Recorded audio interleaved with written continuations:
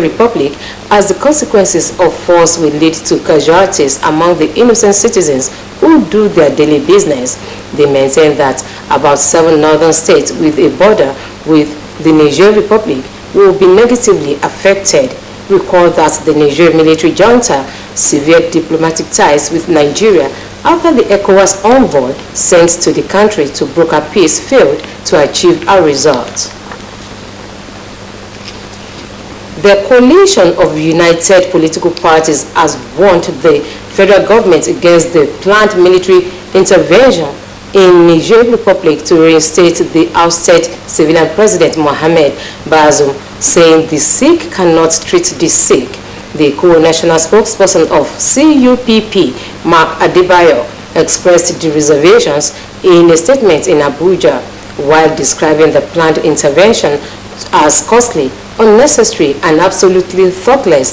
The CUPP said it is neither a war that Nigeria can afford nor win, especially in the face of the overwhelming popularity of the coup among the generality of Nigerians. The organization said its opposition became necessary because the Nigerian military have been overstretched over the years, battling terrorism and insurgency that are still very active and draining the country's resources to the tune of billions of naira weekly. While expressing support for diplomatic efforts by the West African sub-region to resolve the Nigerian impasse, it said military interventions is taking the matter too far and it would fail catastrophically. ECOWAS defense chiefs have said there should be a comprehensive approach that encompasses political, diplomatic dimensions and security in addressing the situation in Niger Republic. The Committee of Chiefs of Defense Staff of Economic Community of West Africa states countries made this known at the end of their 3-day extraordinary meeting in Abuja. Nigeria's Chief of Defense Staff and President of the Committee, General Christopher Musa, applauded ECOWAS for standing firm for democracy, saying that the militaries of the member states were firmly in support of their stand. He said that the committee collectively recognized the gravity of the situation in Niger and the urgent need for a well-coordinated response.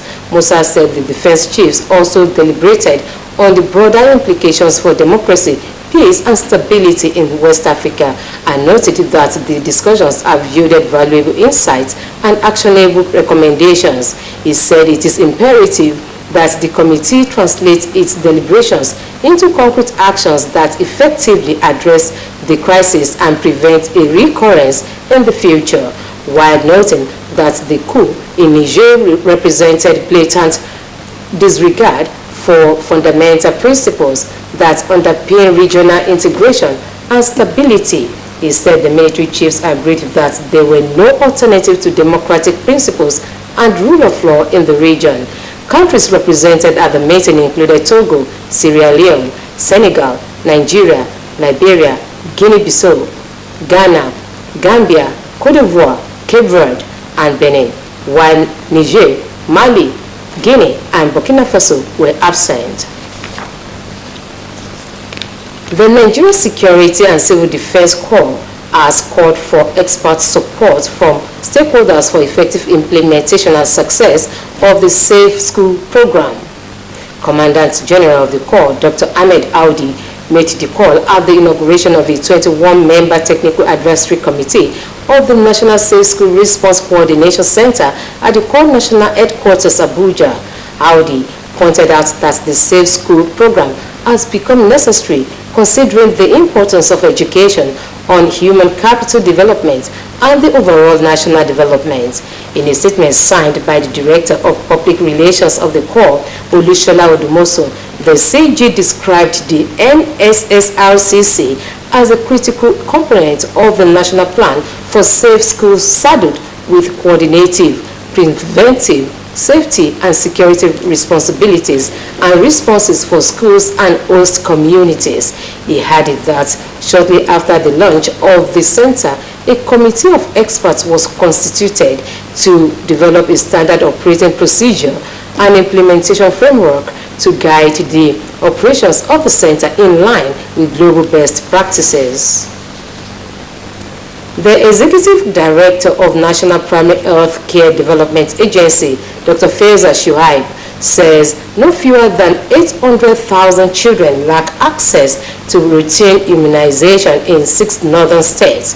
Dr. Shuaib noted the 6 northern states as Kaduna, Niger, Zamfara, Kebbi, Katsina, and Sokoto, saying they lack access to or were never reached for any routine immunization due to banditry and other forms of insecurities. Speaking at a strategic meeting with traditional leaders of some inaccessible communities in 6 states on PHC delivery held in Sokoto, Dr. Shuaib said the trend is as a result of bandits' activities in the areas. He further said that the strategic meeting was a turning point in the approach to reaching children for vaccination against preventable diseases. He also said that the gesture is the reflection of the commitment of the traditional institution in the North to the provision of effective health service delivery to their communities. Dr. Shuaib explained that inaccessibility was a formidable threat to the agency's efforts to interrupt the transmission of circulating variant poliovirus type 2, currently spreading in some states of the country. He stated that the inaccessibility to vaccination would derail efforts made so far by making other children vulnerable to poliovirus infection.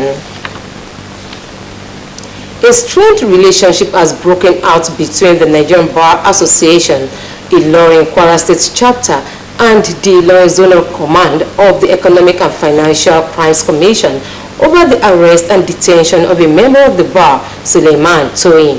Suleiman, who has since been released, was alleged to have tampered with the statement of a suspect under investigation by the anti-graft agency.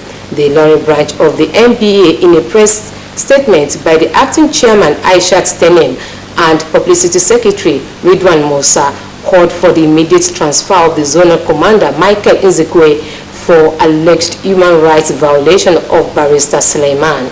The body called on the acting chairman of the agency, Chikol, to cause an investigation into the zonal command office of the EFCC with a view to separating the grain from the chaff. It also directed all members of the NBA in Ilorin to boycott Ilorin Zonal Command Office of the Anti-Graft Agency for any business until the commander is transferred out of Kwara State.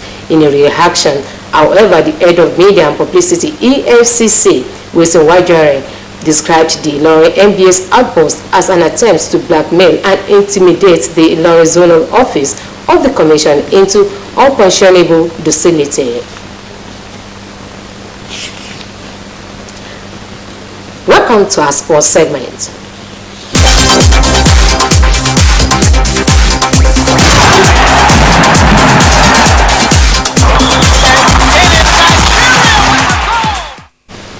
President of the Confederation of African Football, Patrice Motsepe, has congratulated Nigeria, Morocco, and South Africa following their qualification to the round of 16 at the ongoing 2023 Women's World Cup holding in Australia and New Zealand. Oluwaranti Ojewumi has more. Nigeria Super Falcons are gearing up for an enthralling showdown against England's Lionesses in the Women's World Cup round of 16 at the 52,500 capacity Lang Park, Brisbane in faraway Australia.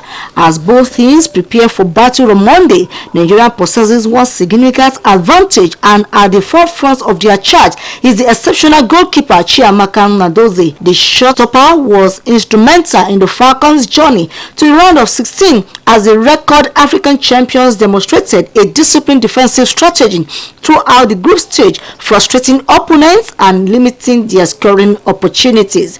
In orchestrating their game plan, Nnadozie, 22, has been a standout performer, making crucial saves including a penalty stop against Canada to secure Nigeria a priceless post in their opening game. Nnadozie remarkable performances have earned her numerous individual awards, including Africa's Best Women Goalkeeper by the IFFHL. Meanwhile, President of the Confederation of African Football, Patrice Motsepe, has congratulated Nigeria, Morocco and South Africa following their qualification to the round of 16 of the ongoing 23 Women's World Cup in Australia and New Zealand. The Falcons played a goalless draw against Ireland to finish second in Group B with 5 points behind co-host Australia, while Bayana also finished second behind Sweden in a group that had Italy and Argentina crashing out. On Thursday, Morocco joined them in the round of 16 after beating Colombia 1-0 in their last group match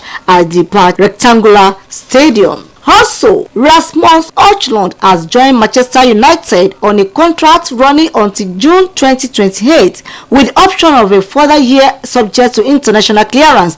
The agreement to recruit him from Atalanta has cost United an initial £64 million plus £8 million in addition. At the age of 20, the striker has scored 27 goals in 87 club appearances, including 10 in Italy for Atalanta last season, already a senior